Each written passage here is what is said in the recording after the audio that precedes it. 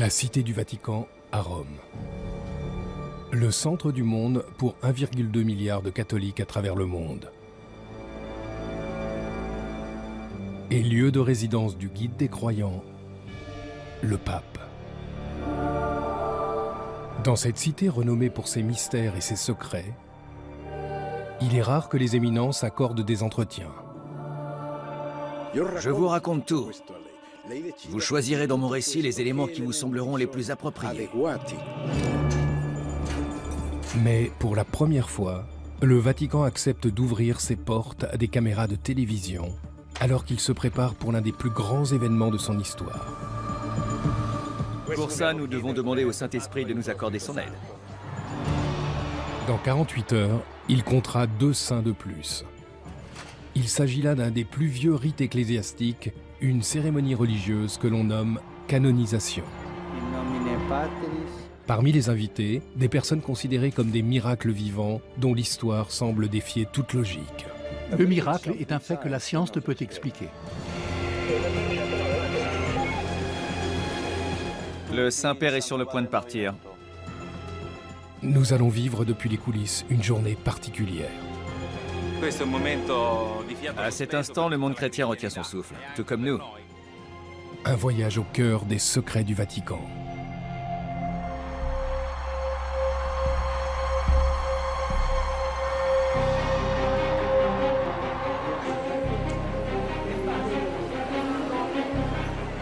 Aujourd'hui, en reconnaissant leur vie vertueuse et leurs miracles restés inexpliqués, l'Église catholique va faire des papes Jean XXIII et Jean-Paul II des saints.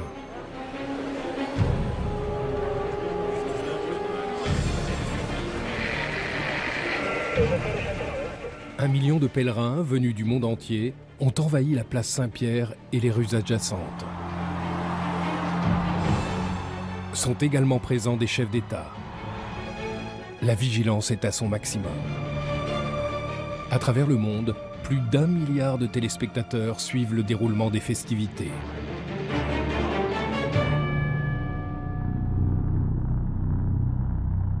Il y a 2000 ans, le fondateur de l'Église catholique, Saint Pierre, a été crucifié la tête en bas sur une colline des environs de Rome.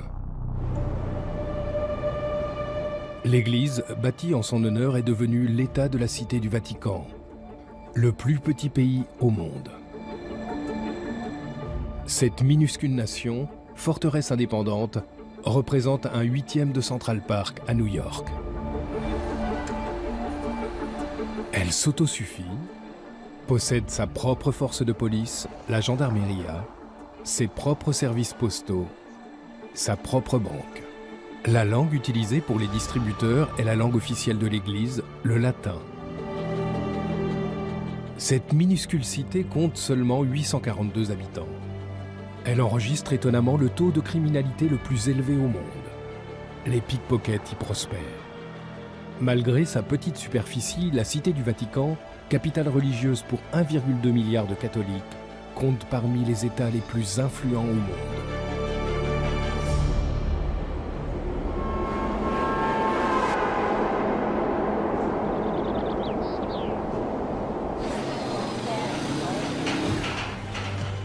Dans 48 heures, se tiendra un événement qui mettra en valeur nombre de réformes qui ont influencé l'Église ces dernières décennies. Doucement. Restez au-dessous, soulevez-le doucement. Lors d'une cérémonie protocolaire, 2 grands réformateurs, le pape Jean XXIII et le pape Jean-Paul II, qui furent tous deux source de changement dans l'Église catholique, seront déclarés saints.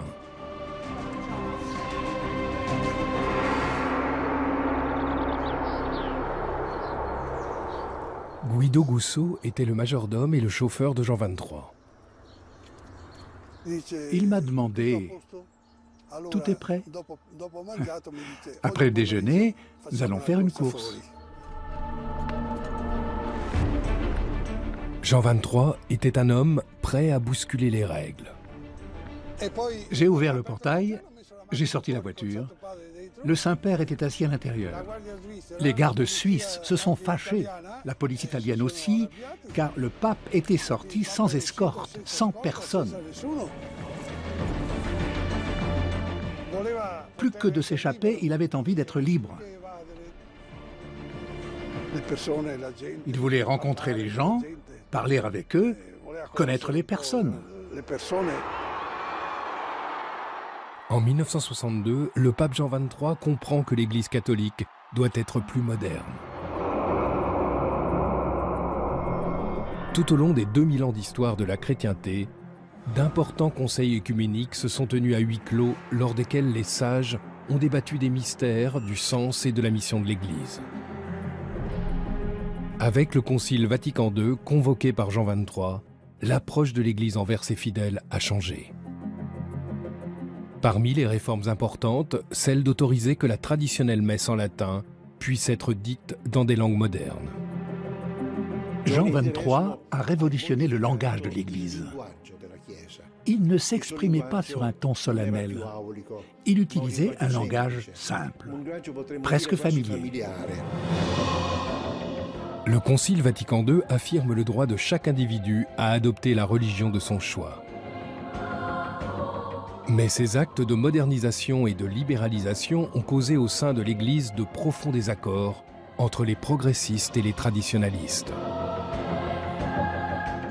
On ne peut envisager l'Église actuelle sans le Concile Vatican II. Cela a été une véritable révolution pour l'Église. Jean XXIII a eu le courage de repenser la mission de l'Église actuelle dans notre monde.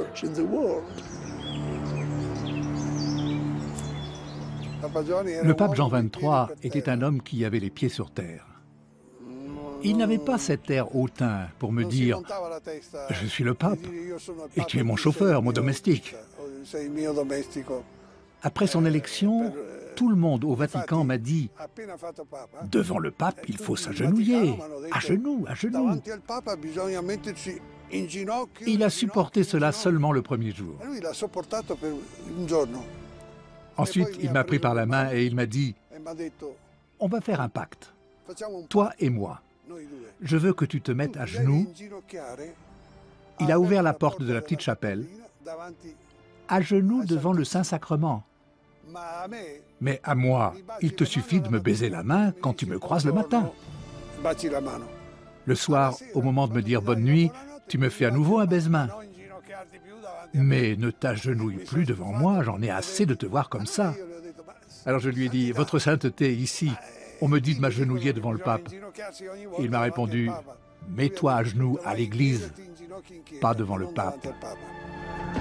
Presque 20 ans plus tard, le pape Jean-Paul II porte cette nouvelle approche progressiste à travers le monde. Il se rend dans 129 pays. C'est le premier pape à être reçu à la Maison-Blanche. C'était sa vie. Prier pour toutes les nations du monde.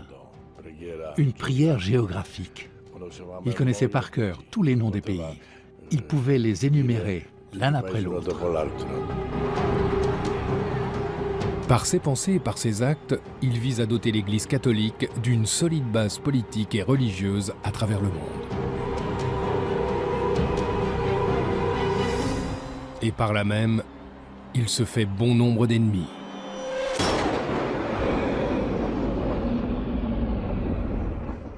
Sans Jean XXIII, sans Jean-Paul II, on ne peut pas comprendre le pape François.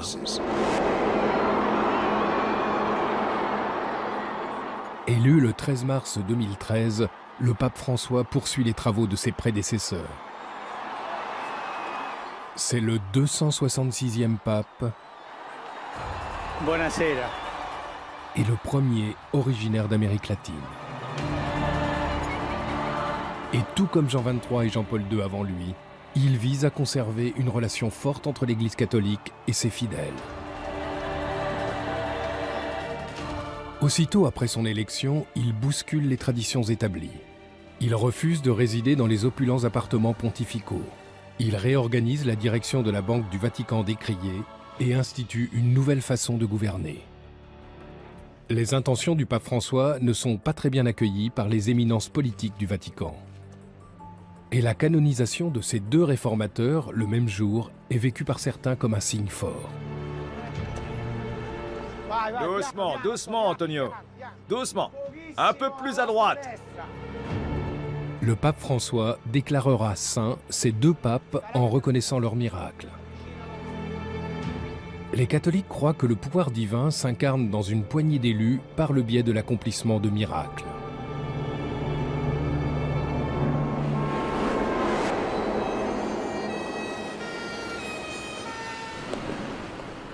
La canonisation est l'aboutissement d'une enquête de 7 années menée par une personne qui n'aime guère les caméras.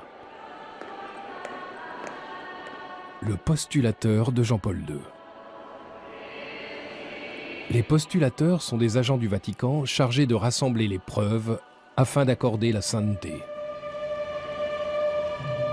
Je vais vous conduire au bureau de la postulation. Son nom est Monseigneur Slavomir Oder. Atteindre la sainteté est une procédure mystérieuse. En premier lieu, le candidat doit être nommé par l'évêque local. En second lieu, le postulateur examine les vertus saintes et héroïques du candidat. Mais une chose l'intéresse par-dessus tout.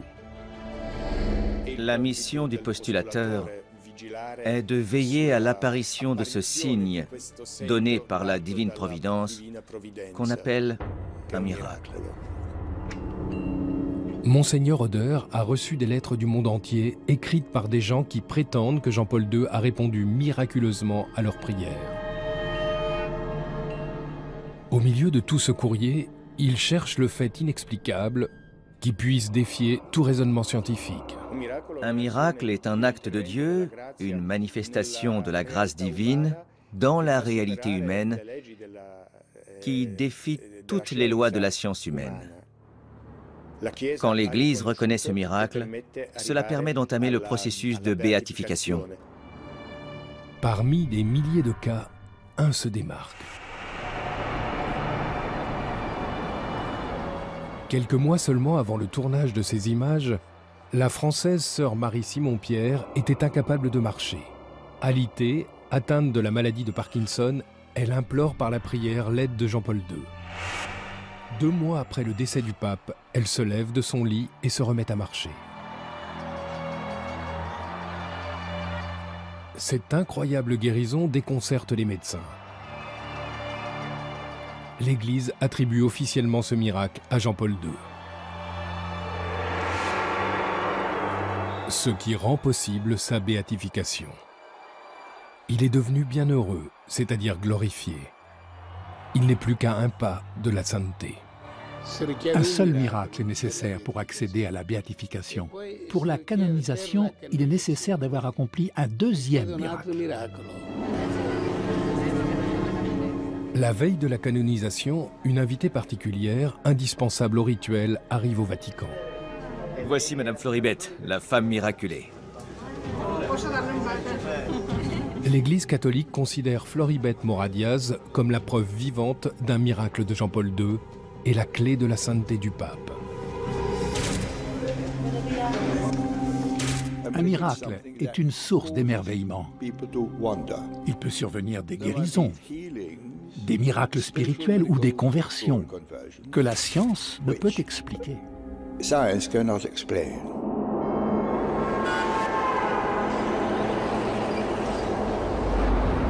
Le 8 avril 2011, Floribette est conduite à l'hôpital avec une très forte migraine. Un examen d'IRM indique la présence d'un anévrisme dans la partie droite du cerveau. Elle apprend qu'il ne lui reste plus qu'un mois à vivre. À cette époque, ma fille était au début de sa grossesse. Je me rappelle que Gabriella m'a dit « Maman, tu dois te battre pour guérir. Je veux que tu connaisses mon bébé. » Je ne pouvais pas voir mes enfants souffrir. Ils restaient dans ma chambre. Ils me touchaient, car je n'arrivais pas à comprendre si j'étais endormie ou si j'étais morte. Mourante, Floribert regarde la messe de béatification de Jean-Paul II à la télévision. Je m'adressais toujours à lui. Je lui disais, mon bon Jean-Paul II, toi qui es si proche de Dieu, dis-lui que je ne veux pas mourir. Je veux vivre pour mes enfants. Ils sont ce qu'il y a de plus important pour moi. Mes enfants et ma famille, c'est ma priorité. Puis, Floribert sombre dans un profond sommeil.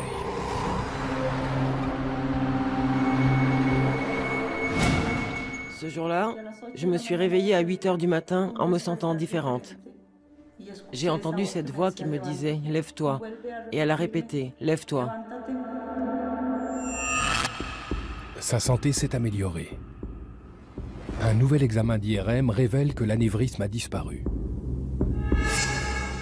Jamais on n'a vu un anévrisme guérir spontanément.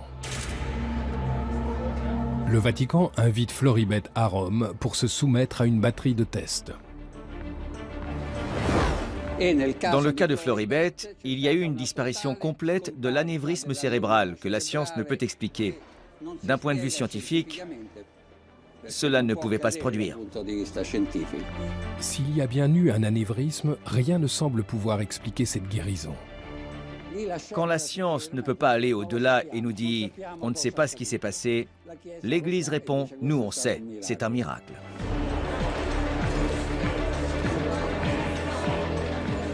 Ce miracle a été décisif pour la canonisation de Jean-Paul II, car c'est ce qu'on appelle un miracle au premier degré, qui induit une transformation organique inexplicable. C'est la preuve qu'il fallait à l'Église catholique pour déclarer Jean-Paul II digne de sainteté.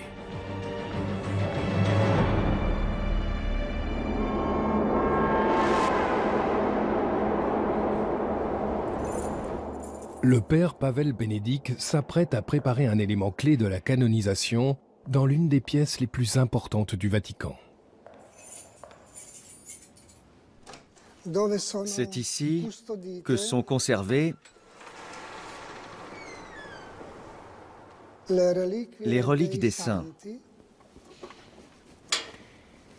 Les reliques des saints sont habituellement des petits fragments d'os. Il s'agit de fragments des corps de saints, des fragments de crâne, d'oreilles, de mains, de dents, qui ont été récoltés durant 2 millénaires. Voici un fragment d'os de Sainte Jeanne Jugan, une sœur qui a consacré sa vie aux pauvres et aux vieillards.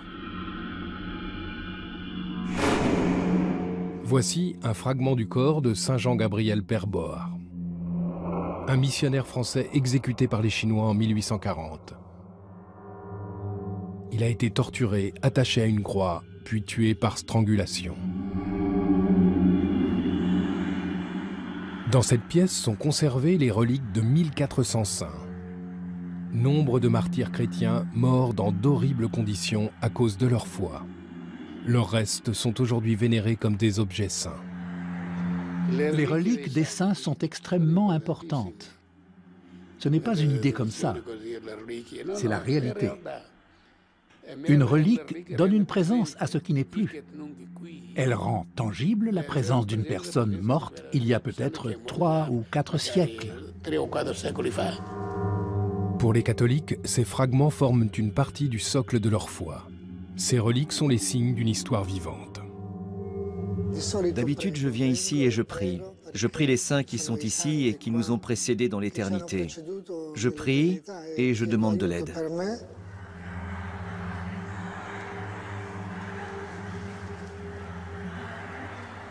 Parmi ce grand nombre de dents et d'ossements se trouve un tube rempli de sang. Voici le sang de Jean-Paul II. La relique n'a jamais été ouverte. Le sang a été prélevé 4 jours avant sa mort. Nous avons ensuite fait fabriquer ce reliquaire. C'est lui qui sera utilisé dimanche lors de la cérémonie de canonisation. Évidemment, la relique du sang de Jean-Paul II est la plus éloquente, car il a littéralement versé son sang. Le 13 mai 1981, le sang de Jean-Paul II coule à l'endroit même où il sera canonisé.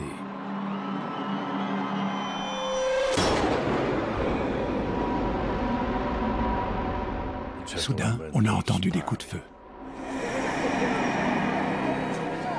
Un inconnu tire à 2 reprises sur le pape. Il tombe dans les bras de son secrétaire particulier. Il a perdu beaucoup de sang. On a immédiatement décidé de le conduire à l'hôpital.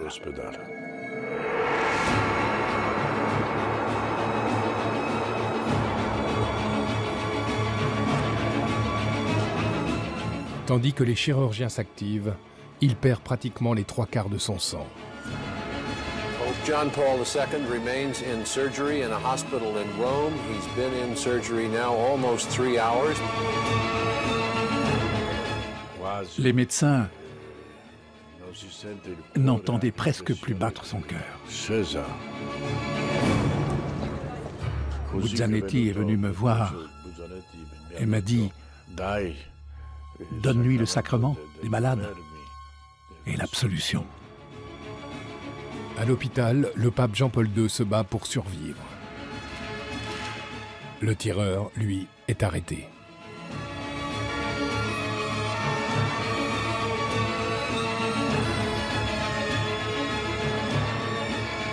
Tous les regards de la planète se tournent vers le Vatican.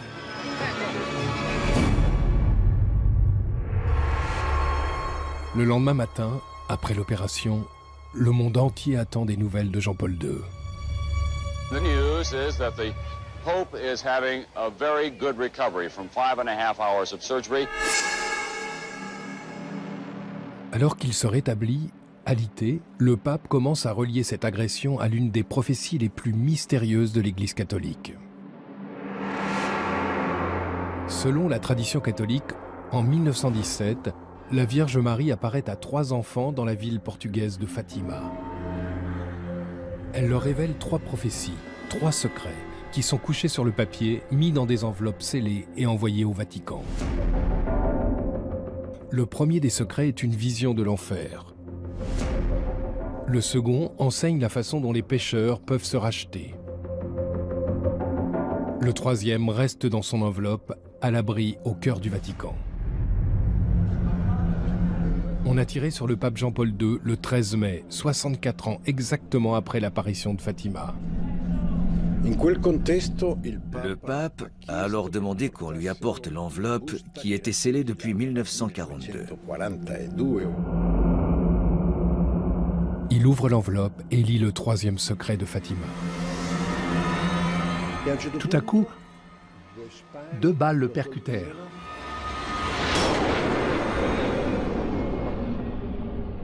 Et on eut l'impression que cet homme, vêtu de blanc, tombait et qu'il était mort. Il est évident que le pape a reconnu son histoire dans cette vision de Fatima. Le pape était intimement persuadé qu'il aurait dû mourir dans cet attentat et que la Vierge Marie lui avait sauvé la vie. Pour beaucoup de catholiques, cette prophétie est une preuve supplémentaire de la sainteté de Jean-Paul II et d'un destin guidé par la divine providence. Après la tentative d'assassinat sur la personne de Jean-Paul II, le Vatican a renforcé sa sécurité. Aujourd'hui, rien ne sera laissé au hasard.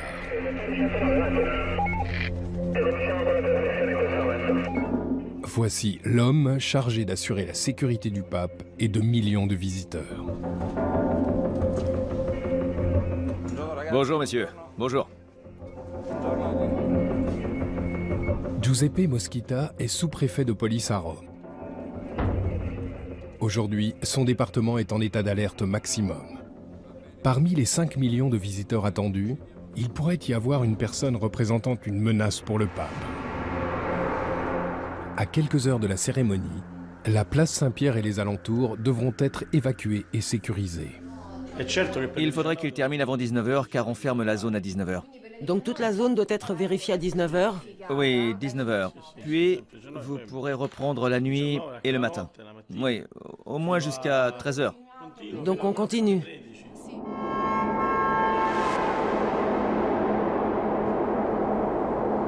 La police de Rome est en charge de la sécurité publique. À l'intérieur des murs du Vatican, le pape a sa propre troupe d'élite, la garde suisse. Ils ont juré de sacrifier leur vie pour protéger le Saint-Père.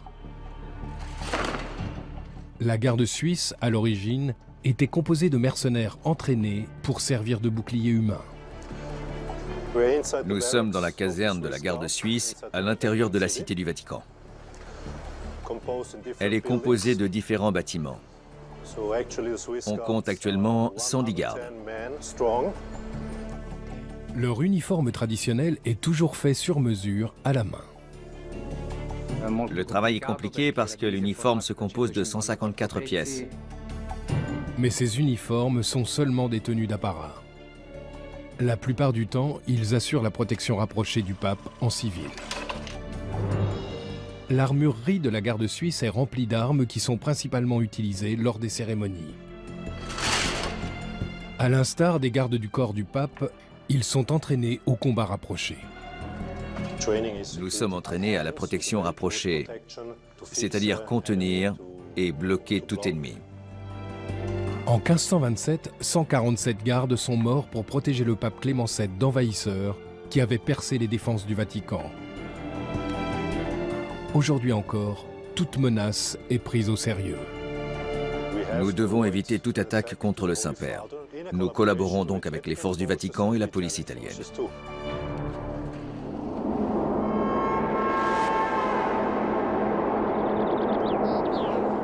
La police italienne, conduite par le sous-préfet Giuseppe Moschita, doit maintenant disperser les milliers de pèlerins de la place Saint-Pierre pour vérifier l'éventuelle présence d'une bombe. Nous allons évacuer la zone. L'entrée se fera par la Via della Conciliazione. Vous devez aller là-bas, vous ne pouvez pas entrer par ici. D'accord. Le seul point d'accès se situe Via della Conciliazione.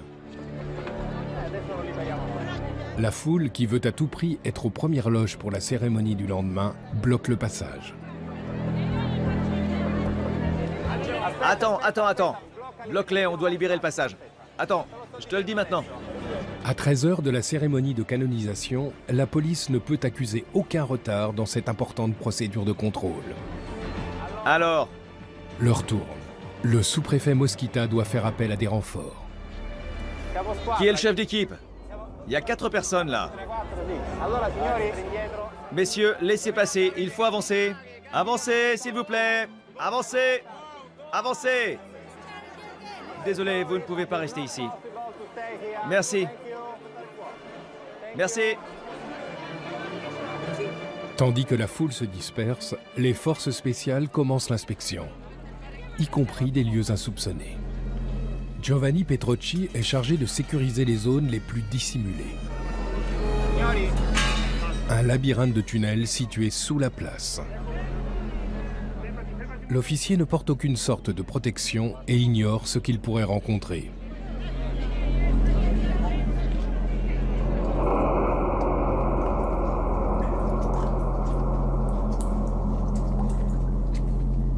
Nombre de tunnels sous la place Saint-Pierre et sous la basilique datent de l'époque romaine, soit plus de 2000 ans.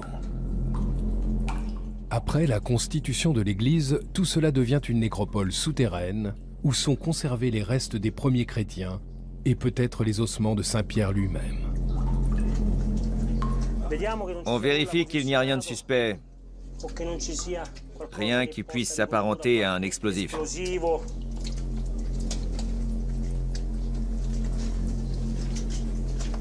Regarde cette bouteille là-dessous.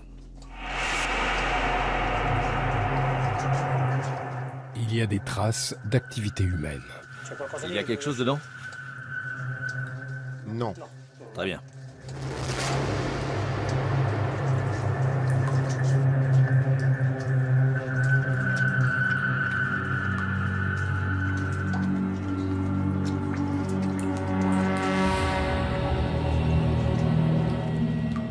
Finalement, les tunnels sont déclarés sécurisés.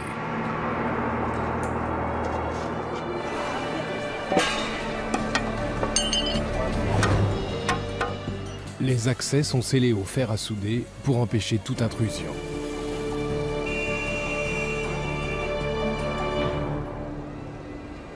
« 50 mètres plus haut sur le toit de la basilique Saint-Pierre.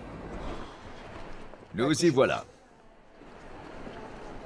Andrea Benedetti, chef d'équipe des ouvriers de la basilique, vérifie une dernière fois qu'aucun intrus n'a pénétré dans ce tunnel de maintenance secret. À droite, nous avons le toit de la chapelle del Coro. Des caméras sont autorisées à filmer ici pour la première fois. C'est un privilège unique que d'avoir une telle vue de la basilique, loin du parcours habituel des touristes.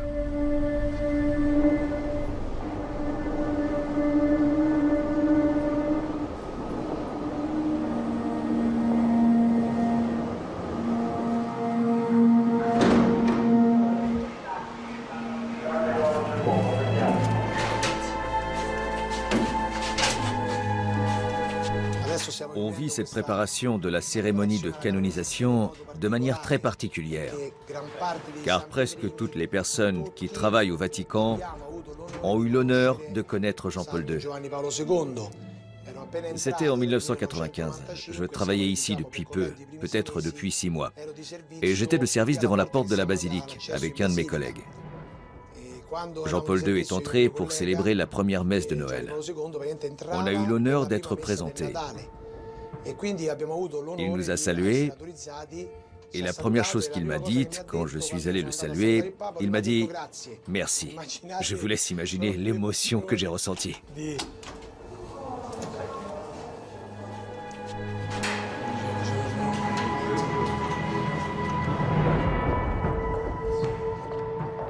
Tout en bas, Andrea et son équipe ont encore une tâche importante à accomplir. Ils doivent remplacer l'inscription sur la tombe de Jean-Paul II par Sanctus, le mot latin pour saint.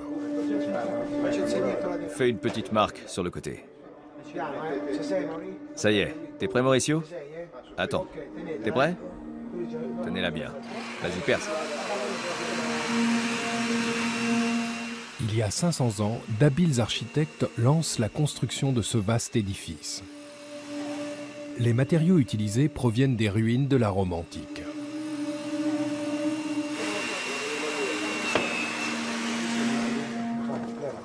« 120 années seront nécessaires pour ériger la basilique. L'édifice n'a jamais cessé de subir des modifications. Les cales sont posées, la colle prend. Les ouvriers du Vatican prient pour le futur saint. Saint Jean-Paul II, priez pour nous. Puisse Dieu Tout-Puissant, par l'intercession de Saint Jean-Paul II, vous bénir et vous protéger au nom du Père, du Fils et du Saint-Esprit. Amen.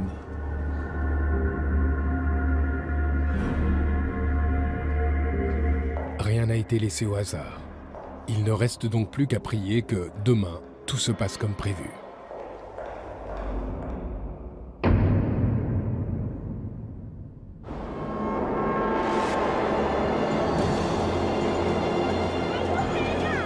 À 3 heures du matin, les portes de la place Saint-Pierre s'ouvrent. 1 million de pèlerins se bousculent afin d'être les mieux placés. Ils sont prêts pour 6 heures d'attente inconfortable.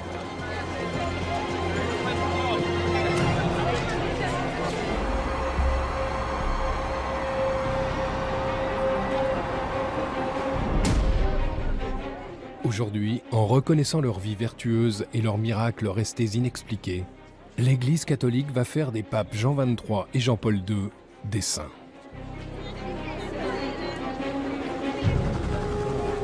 Des hélicoptères de la police se déploient pour surveiller cette immense foule. 1 million de pèlerins ont veillé toute la nuit. La place Saint-Pierre est noire de monde. Avec la présence de chefs d'État, la gendarmerie mène une importante mission de sécurité. Et les snipers de la police se mettent en position.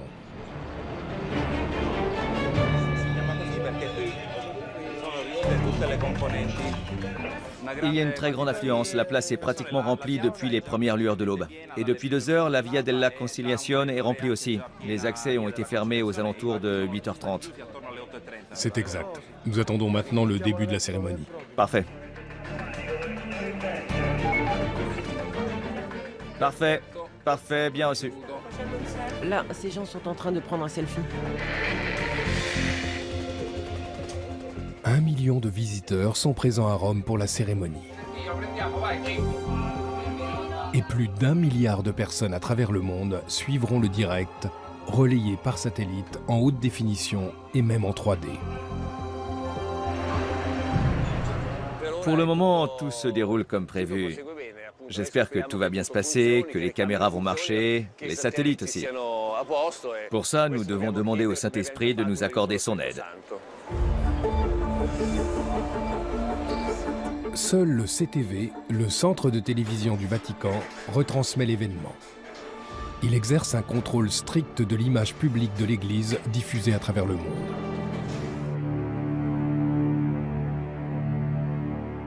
Nous avions la très grande responsabilité de filmer et de retransmettre au monde les images de Jean-Paul II dans sa fragilité et même dans sa maladie. Jean-Paul II voulait être vu et connu, même dans sa grande faiblesse. Nous devions en être les principaux intermédiaires par le biais de la télévision, avec beaucoup de respect et beaucoup d'amour. J'ai donc vécu avec une grande intensité les dernières années de la vie de Jean-Paul II à travers le regard de la caméra, qui était toutefois très proche, très intime et guidé par un respect et un attachement à sa personne et au témoignage humain et profond de sa foi durant ces années.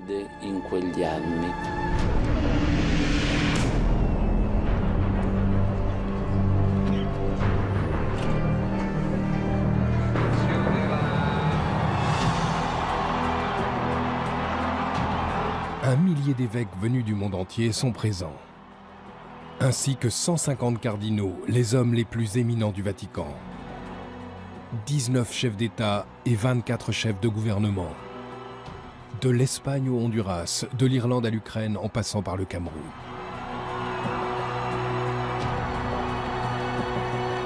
Une multitude de personnes qui en attendent une seule.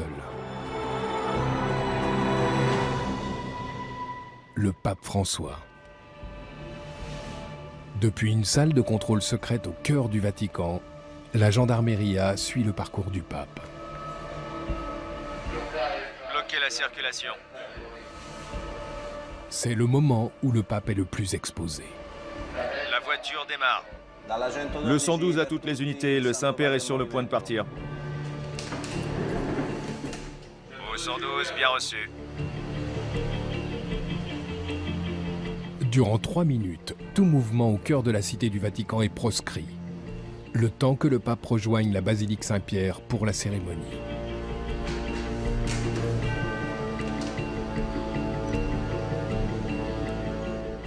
À cet instant, le monde chrétien retient son souffle, tout comme nous. Jean XXIII était conscient que l'Église doit se réformer continuellement. Jean-Paul II a été pape durant 26 ans. Il voulait encourager l'homme, l'aider à défendre ses droits fondamentaux et à poursuivre ses aspirations légitimes, afin que l'homme ne soit pas privé de ses droits fondamentaux, imprescriptibles et naturels.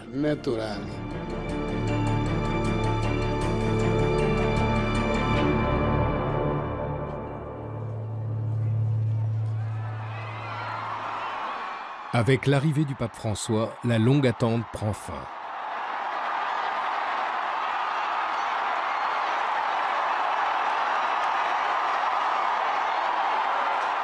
Alors que la cérémonie débute, Monseigneur Dario Vigano observe avec nervosité.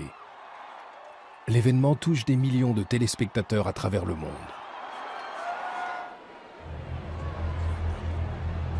Floribette Mora-Diaz, touchée par le miracle, s'approche.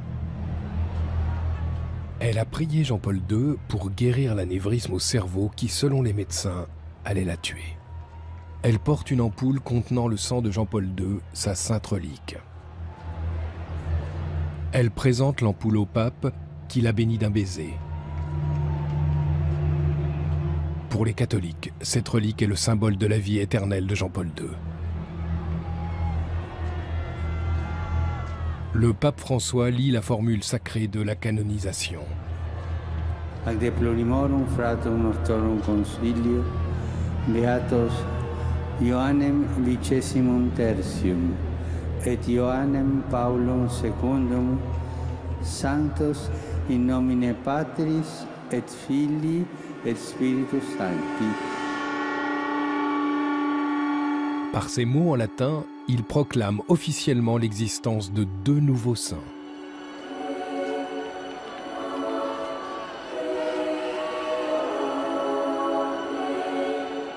Le sang de Jean-Paul II et un fragment de peau de Jean XXIII seront conservés précieusement au sein du Vatican. Les reliques des 2 nouveaux saints seront vénérées par des millions de personnes à travers le monde.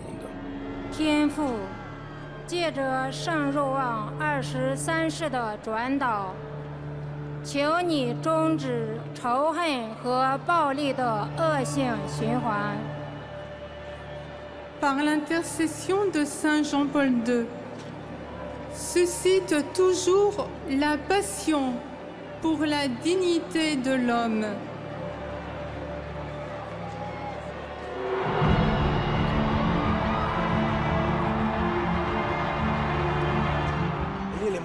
L'émotion était à son comble. C'est difficile à décrire. C'est une émotion, un frisson qui vous parcourt tout le corps. Le voir là aujourd'hui est la plus belle chose qui soit. Cela donne des frissons car on pense que les saints ne vivent pas sur la terre, qu'ils sont différents ou du moins qu'ils ne mènent pas une vie normale. Mais lui, il a vécu une vie normale. Il était évêque de Rome, il était le pape, il était l'évêque de Cracovie, il était prêtre. Maintenant, il est officiellement un saint. Je pense que je pleurerai un peu. De joie, pas de tristesse. Car c'est une chose incroyable pour moi, cet homme avec lequel j'ai vécu tant d'années. Maintenant, je l'appellerai saint.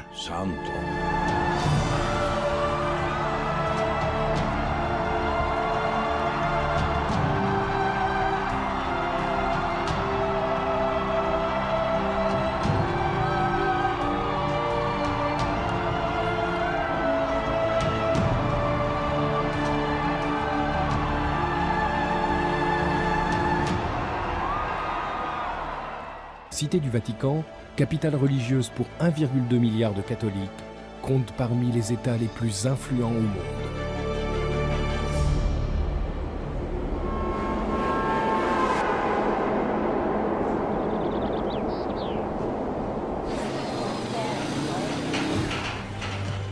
Dans 48 heures, se tiendra un événement qui mettra en valeur nombre de réformes qui ont influencé l'Église ces dernières décennies. Doucement. Restez au-dessous, soulevez-le doucement.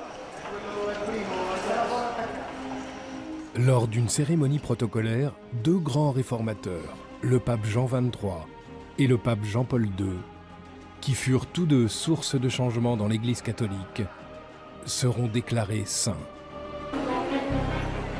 Aujourd'hui, en reconnaissant leur vie vertueuse et leurs miracles restés inexpliqués, l'Église catholique va faire des papes Jean XXIII et Jean-Paul II des saints.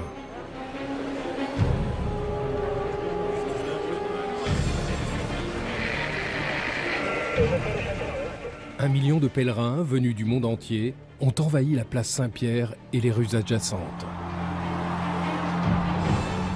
Sont également présents des chefs d'État. La vigilance est à son maximum. À travers le monde, plus d'1 milliard de téléspectateurs suivent le déroulement des festivités.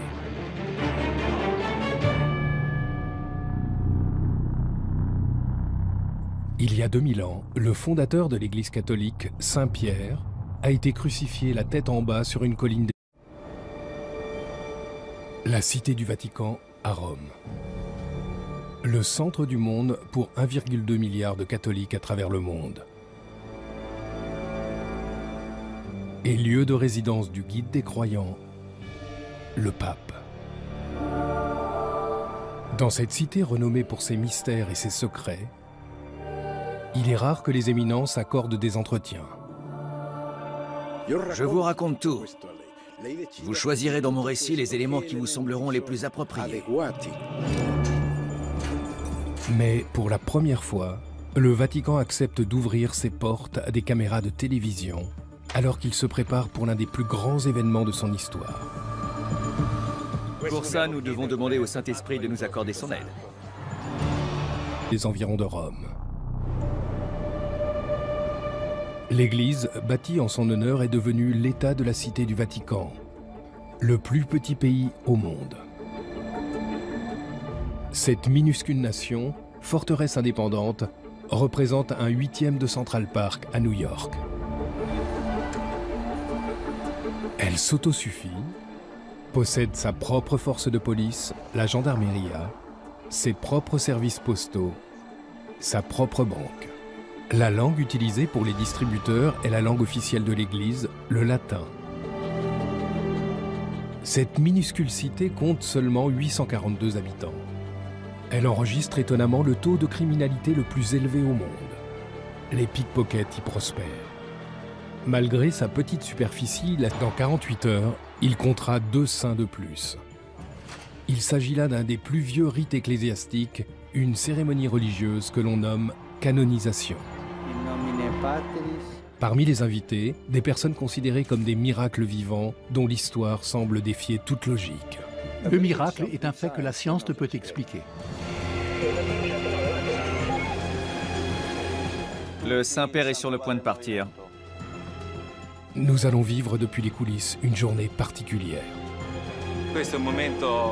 À cet instant, le monde chrétien retient son souffle, tout comme nous. Un voyage au cœur des secrets du Vatican.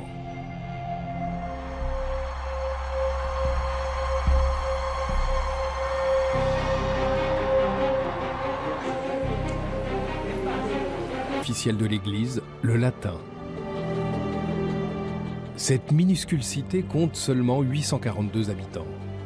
Elle enregistre étonnamment le taux de criminalité le plus élevé au monde. Les pickpockets y prospèrent. Malgré sa petite superficie, la Cité du Vatican, capitale religieuse pour 1,2 milliard de catholiques, compte parmi les États les plus influents au monde.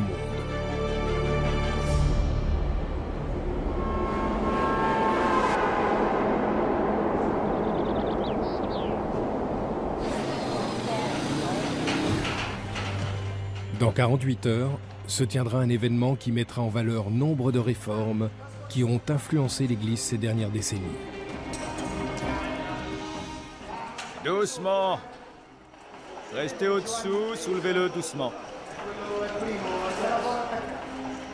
Lors d'une cérémonie protocolaire, 2 grands réformateurs, le pape Jean XXIII et le pape Jean-Paul II, qui furent tous deux source de changement dans l'Église catholique, seront déclarés saints.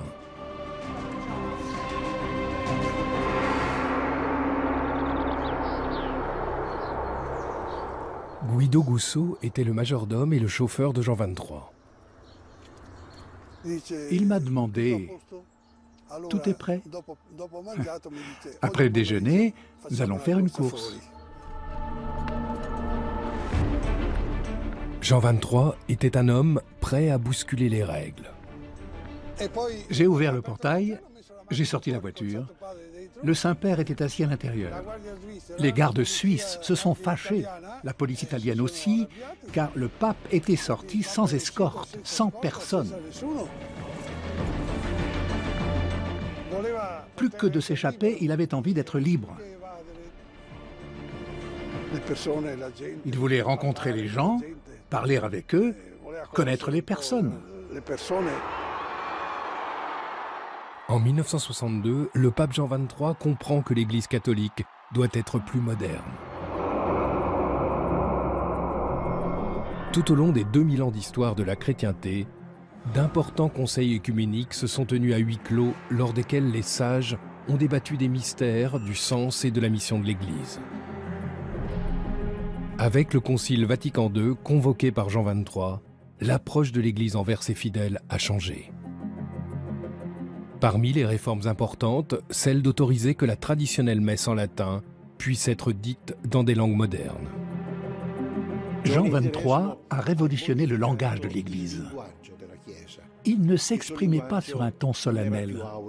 Il utilisait un langage simple, presque familier.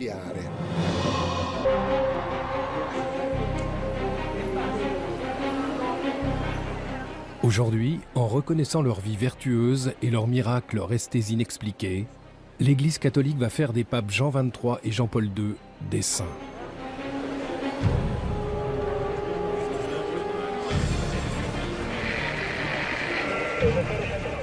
Un million de pèlerins venus du monde entier ont envahi la place Saint-Pierre et les rues adjacentes. Sont également présents des chefs d'État. La vigilance est à son maximum. À travers le monde, plus d'1 milliard de téléspectateurs suivent le déroulement des festivités.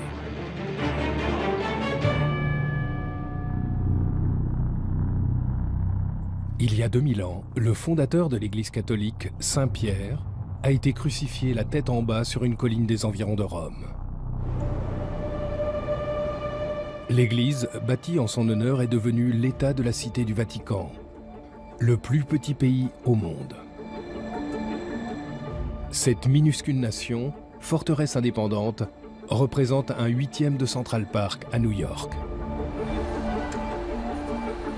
Elle s'autosuffit, possède sa propre force de police, la gendarmerie, ses propres services postaux, sa propre banque. La langue utilisée pour les distributeurs est la langue officielle de l'Église, le latin. Cette minuscule cité compte seulement 842 habitants. Elle enregistre étonnamment le taux de criminalité le plus élevé au monde. Les pickpockets y prospèrent. Malgré sa petite superficie, la Cité du Vatican, capitale religieuse pour 1,2 milliard de catholiques, compte parmi les États les plus influents au monde.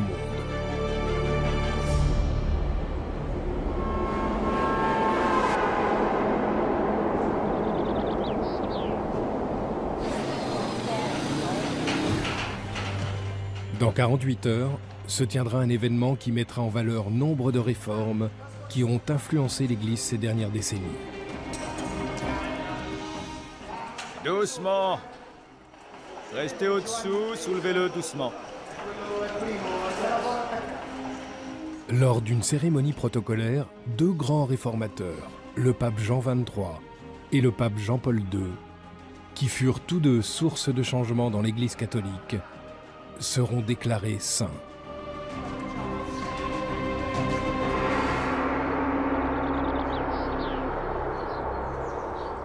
Guido Gusso était le majordome et le chauffeur de Jean XXIII. Il m'a demandé, tout est prêt? Après le déjeuner, nous allons faire une course. Toujours fait sur mesure, à la main.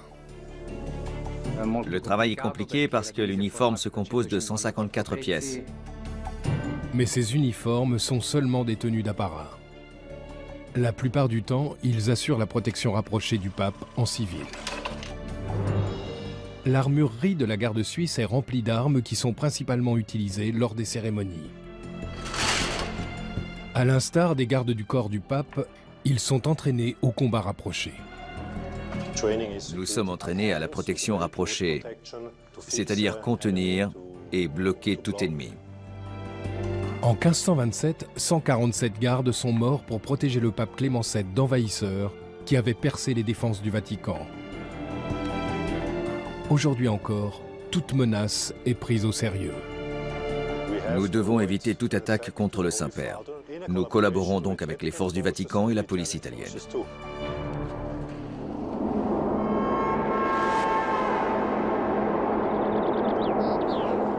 La police italienne, conduite par le sous-préfet Giuseppe Mosquita, doit maintenant disperser les milliers de pèlerins de la place Saint-Pierre pour vérifier l'éventuelle présence d'une bombe. Nous allons évacuer la zone. L'entrée se fera par la Via della Conciliazione. Vous devez aller là-bas, vous ne pouvez pas entrer par ici.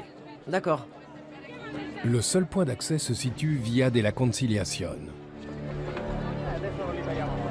La foule, qui veut à tout prix être aux premières loges pour la cérémonie du lendemain, bloque le passage. Attends. Bloque-les, on doit libérer le passage.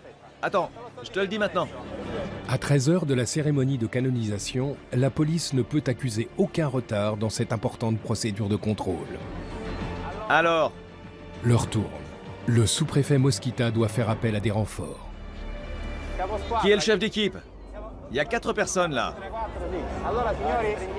Messieurs, laissez passer, il faut avancer. Avancez, s'il vous plaît. Avancez. Avancez. Désolé, vous ne pouvez pas rester ici. Merci. Merci. Tandis que la foule se disperse, les forces spéciales commencent l'inspection, y compris des lieux insoupçonnés. Giovanni Petrocci est chargé de sécuriser les zones les plus dissimulées.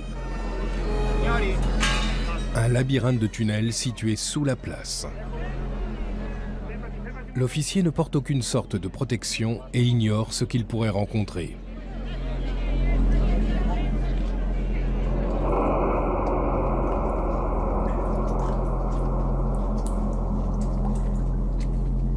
Nombre de tunnels sous la place Saint-Pierre et sous la basilique datent de l'époque romaine, soit plus de les signes d'une histoire vivante. D'habitude, je viens ici et je prie. Je prie les saints qui sont ici et qui nous ont précédés dans l'éternité. Je prie et je demande de l'aide.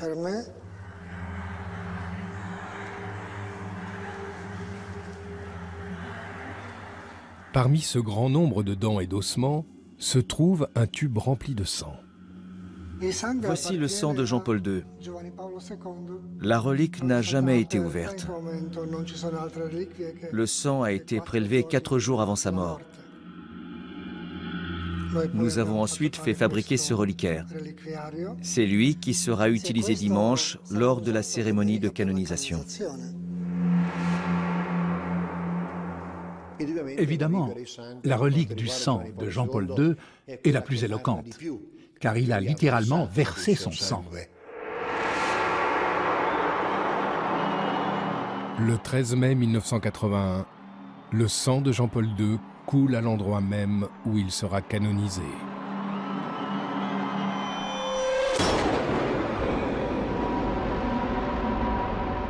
Soudain, on a entendu des coups de feu.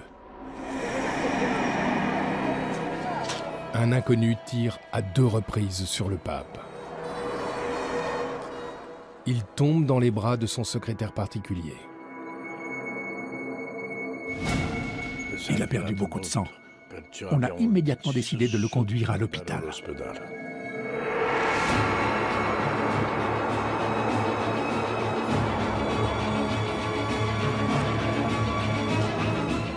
Tandis que les chirurgiens s'activent, il perd pratiquement les 3/4 de son sang. John Paul II remains in surgery in a hospital in Rome. He's been in surgery now almost 3 hours. Les médecins n'entendaient presque plus battre son cœur. Buzzanetti est venu me voir et m'a dit « Donne-lui le sacrement des malades et l'absolution. » À l'hôpital, le pape Jean-Paul II se bat pour survivre. Le tireur, lui, est arrêté.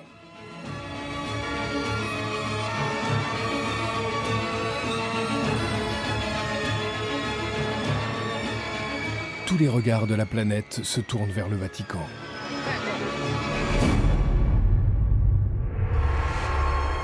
Le lendemain matin, après l'opération, le monde entier attend des nouvelles de Jean-Paul II. The news is that the Pope is having a very good recovery from 5.5 hours of surgery.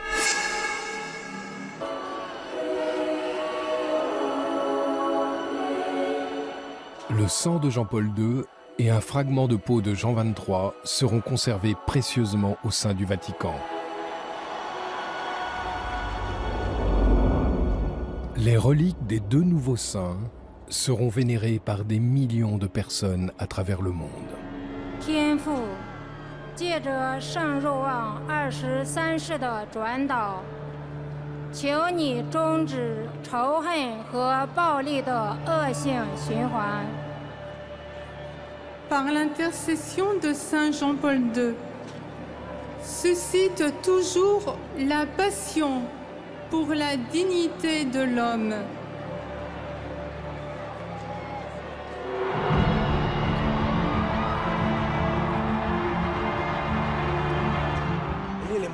L'émotion était à son comble. C'est difficile à décrire. C'est une émotion, un frisson qui vous parcourt tout le corps. Le voir là aujourd'hui est la plus belle chose qui soit. Cela donne des frissons car on pense que les saints ne vivent pas sur la terre, qu'ils sont différents ou du moins qu'ils ne mènent pas une vie normale. Mais lui, il a vécu une vie normale. Il était évêque de Rome, il était le pape, il était l'évêque de Cracovie, il était prêtre. Maintenant, il est officiellement un saint. Je pense que je pleurerai un peu. De joie, pas de tristesse. Car c'est une chose incroyable pour moi, cet homme avec lequel j'ai vécu tant d'années. Maintenant, je l'appellerai saint.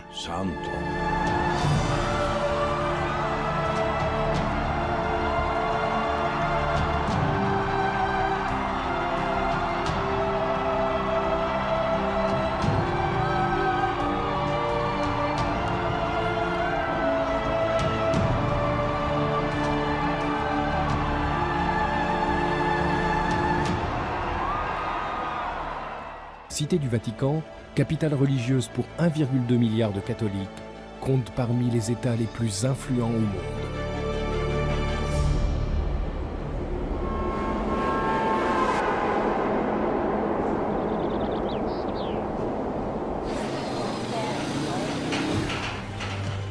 Dans 48 heures, se tiendra un événement qui mettra en valeur nombre de réformes qui ont influencé l'Église ces dernières décennies. Doucement. Restez au-dessous, soulevez-le doucement. Paul II se bat pour survivre. Le tireur, lui, est arrêté.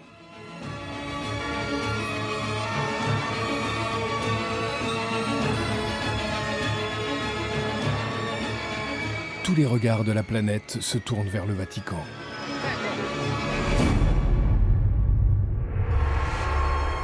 Le lendemain matin, après l'opération, le monde entier attend des nouvelles de Jean-Paul II. The news is that the Pope is having a very good recovery from 5.5 hours of surgery. Alors qu'il se rétablit, alité, le pape commence à relier cette agression à l'une des prophéties les plus mystérieuses de l'Église catholique. Selon la tradition catholique, en 1917, la Vierge Marie apparaît à 3 enfants dans la ville portugaise de Fatima. Elle leur révèle 3 prophéties, 3 secrets, qui sont couchés sur le papier, mis dans des enveloppes scellées et envoyés au Vatican. Le premier des secrets est une vision de l'enfer. Le second enseigne la façon dont les pécheurs peuvent se racheter. Le troisième reste dans son enveloppe, à l'abri au cœur du Vatican. On a tiré sur le pape Jean-Paul II le 13 mai, 64 ans exactement après l'apparition de Fatima. Le pape a alors demandé qu'on lui apporte l'enveloppe qui était scellée depuis 1942. Il ouvre l'enveloppe et lit le 3e secret de Fatima. Tout à coup, 2 balles le percutèrent.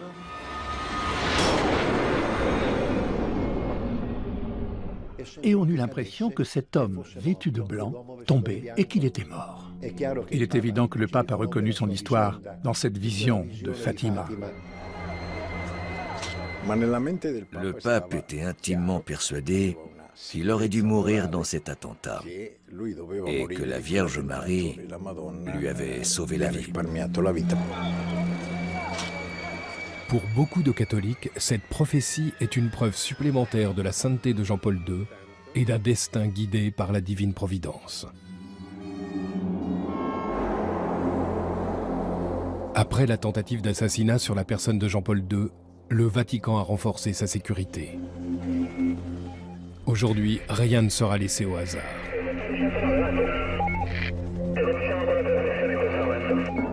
Voici l'homme chargé d'assurer la sécurité du pape et de millions de visiteurs. Bonjour, messieurs. Bonjour. Giuseppe. Quelques mois seulement avant le tournage de ces images, la Française sœur Marie-Simon-Pierre était incapable de marcher. Alitée, atteinte de la maladie de Parkinson, elle implore par la prière l'aide de Jean-Paul II. 2 mois après le décès du pape, elle se lève de son lit et se remet à marcher. Cette incroyable guérison déconcerte les médecins. L'Église attribue officiellement ce miracle à Jean-Paul II. Ce qui rend possible sa béatification. Il est devenu bienheureux, c'est-à-dire glorifié. Il n'est plus qu'à un pas de la sainteté. Un seul miracle est nécessaire pour accéder à la béatification. Pour la canonisation, il est nécessaire d'avoir accompli un 2e miracle. La veille de la canonisation, une invitée particulière, indispensable au rituel, arrive au Vatican. Voici Madame Floribette, la femme miraculée. L'Église catholique considère Floribette Moradiaz comme la preuve vivante d'un miracle de Jean-Paul II et la clé de la sainteté du pape. Un miracle est une source d'émerveillement. Il peut survenir des guérisons, des miracles spirituels ou des conversions que la science ne peut expliquer.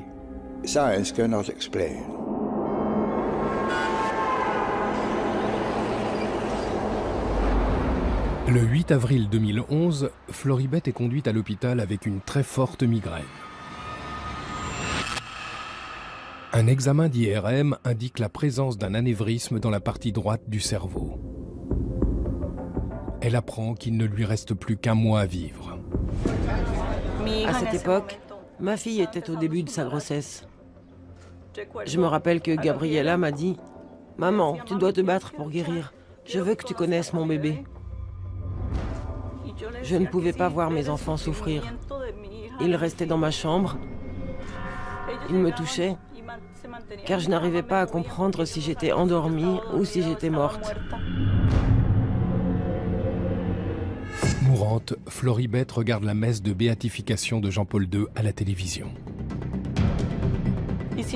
Je m'adressais toujours à lui. Je lui disais « Mon bon Jean-Paul II, toi qui es si proche de Dieu, dis-lui que je ne veux pas mourir. Je veux vivre pour mes enfants. Ils sont ce qu'il y a de plus important pour moi. Mes enfants et ma famille, c'est ma priorité. » Puis, Floribette sombre dans un profond sommeil. L'Église catholique va faire des papes Jean XXIII et Jean-Paul II des saints.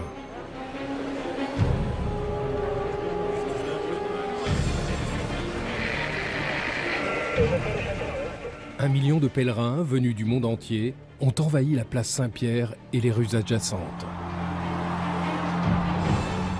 Sont également présents des chefs d'État. La vigilance est à son maximum.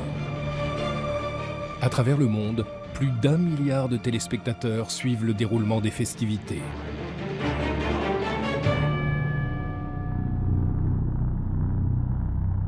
Il y a 2000 ans, le fondateur de l'Église catholique, Saint Pierre, a été crucifié la tête en bas sur une colline des environs de Rome.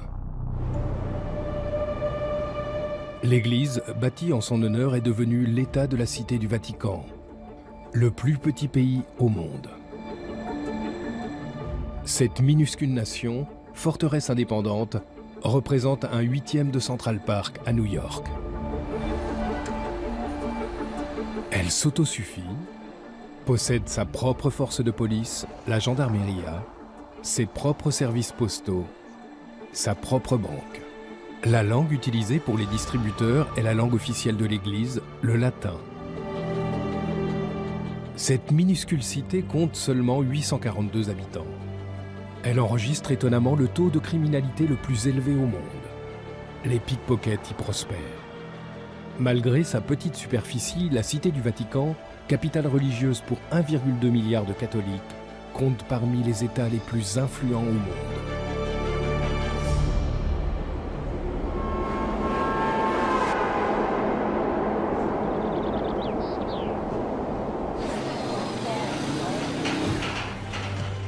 Dans 48 heures, se tiendra un événement qui mettra en valeur nombre de réformes qui ont influencé l'Église ces dernières décennies. Doucement. Restez au-dessous, soulevez-le doucement. Lors d'une cérémonie protocolaire, 2 grands réformateurs, le pape Jean XXIII et le pape Jean-Paul II, qui furent tous deux source de changement dans l'Église catholique, seront déclarés saints.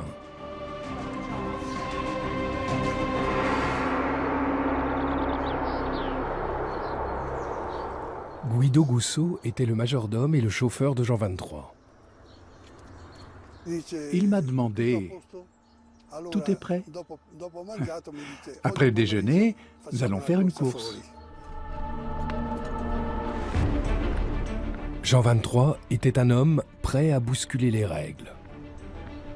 J'ai ouvert le portail, j'ai sorti officiellement l'existence de 2 nouveaux saints.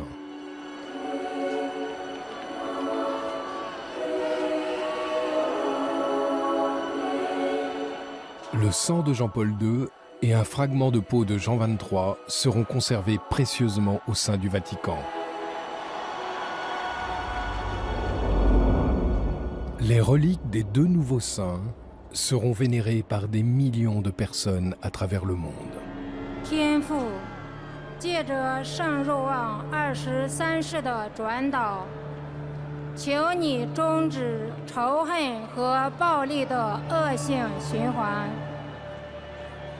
Par l'intercession de Saint Jean-Paul II, suscite toujours la passion pour la dignité de l'homme.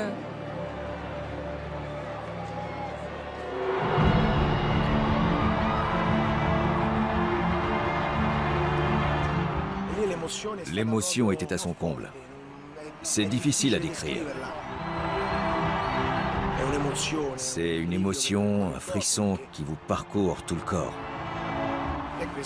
Le voir là aujourd'hui est la plus belle chose qui soit. Cela donne des frissons car on pense que les saints ne vivent pas sur la terre, qu'ils sont différents ou du moins qu'ils ne mènent pas une vie normale. Mais lui, il a vécu une vie normale. Il était évêque de Rome, il était le pape, il était l'évêque de Cracovie, il était prêtre. Maintenant, il est officiellement un saint. Je pense que je pleurerai un peu. De joie, pas de tristesse. Car c'est une chose incroyable pour moi, cet homme avec lequel j'ai vécu tant d'années. Maintenant, je l'appellerai saint.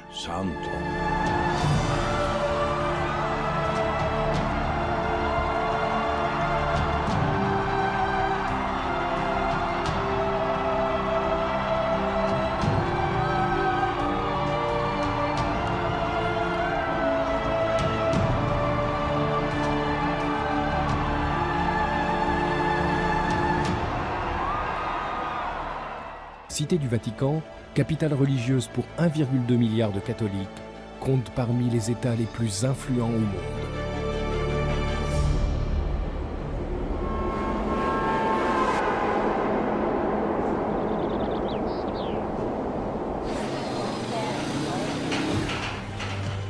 Dans 48 heures, se tiendra un événement qui mettra en valeur nombre de réformes qui ont influencé l'Église ces dernières décennies. Élu le 13 mars 2013, le pape François poursuit les travaux de ses prédécesseurs. C'est le 266e pape Buonasera. et le premier originaire d'Amérique latine. Et tout comme Jean XXIII et Jean-Paul II avant lui, il vise à conserver une relation forte entre l'Église catholique et ses fidèles. Aussitôt après son élection, il bouscule les traditions établies. Il refuse de résider dans les opulents appartements pontificaux. Il réorganise la direction de la Banque du Vatican décriée et institue une nouvelle façon de gouverner. Les intentions du pape François ne sont pas très bien accueillies par les éminences politiques du Vatican. Et la canonisation de ces deux réformateurs, le même jour, est vécue par certains comme un signe fort. Doucement, doucement, Antonio. Doucement. Un peu plus à droite. Le pape François déclarera saints ces deux papes en reconnaissant leur miracle. Les catholiques croient que le pouvoir divin s'incarne dans une poignée d'élus par le biais de l'accomplissement de miracles.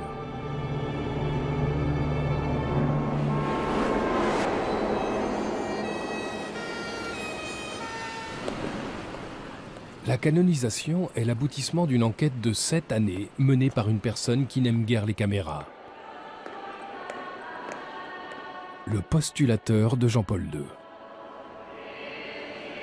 Les postulateurs sont des agents du Vatican chargés de rassembler les preuves afin d'accorder la sainteté. Je vais vous conduire au bureau de la postulation. Son nom est Monseigneur Slavomir Oder. Atteindre la sainteté est une procédure mystérieuse. En premier lieu, le candidat doit être nommé par l'évêque local. En second lieu, le postulateur examine les vertus saintes et héroïques du candidat. Mais une chose l'intéresse par-dessus tout. La mission du postulateur est de veiller à l'apparition de ce signe donné par la divine providence qu'on appelle un miracle. Monseigneur Oder a reçu des lettres du monde entier écrites par des gens qui prétendent que Jean-Paul II a répondu miraculeusement à leurs prières. Au milieu de tout ce courrier, il cherche le fait inexplicable qui puisse défier tout raisonnement scientifique. Un miracle est un acte de Dieu, une manifestation de la grâce divine dans la réalité humaine qui défie toutes les lois de la science humaine. Tienté, d'importants conseils œcuméniques se sont tenus à huis clos lors desquels les sages ont débattu des mystères, du sens et de la mission de l'Église. Avec le Concile Vatican II convoqué par Jean XXIII, l'approche de l'Église envers ses fidèles a changé. Parmi les réformes importantes, celle d'autoriser que la traditionnelle messe en latin puisse être dite dans des langues modernes.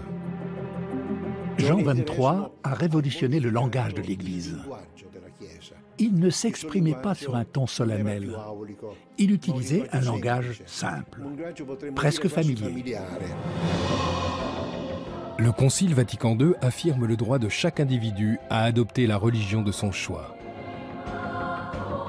Mais ces actes de modernisation et de libéralisation ont causé au sein de l'Église de profonds désaccords entre les progressistes et les traditionalistes. On ne peut envisager l'Église actuelle sans le Concile Vatican II. Cela a été une véritable révolution pour l'Église. Jean XXIII a eu le courage de repenser la mission de l'Église actuelle dans notre monde.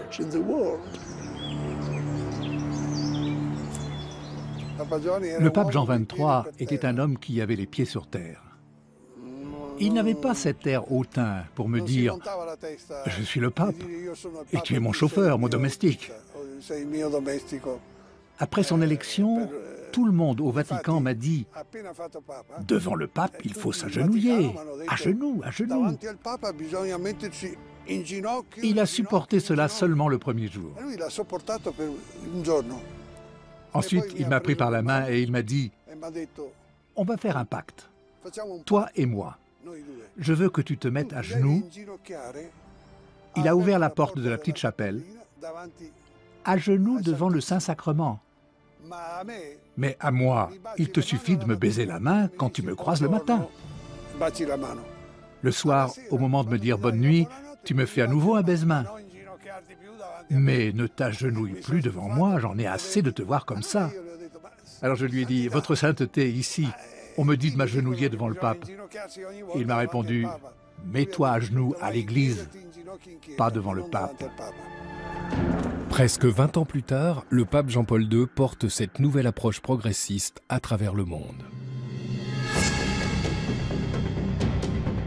Il se rend dans 129 pays. C'est le premier pape à être reçu à la Maison-Blanche. C'était sa vie. Prier pour toutes les nations du monde. Une prière géographique. Il connaissait par cœur tous les noms des pays. Il pouvait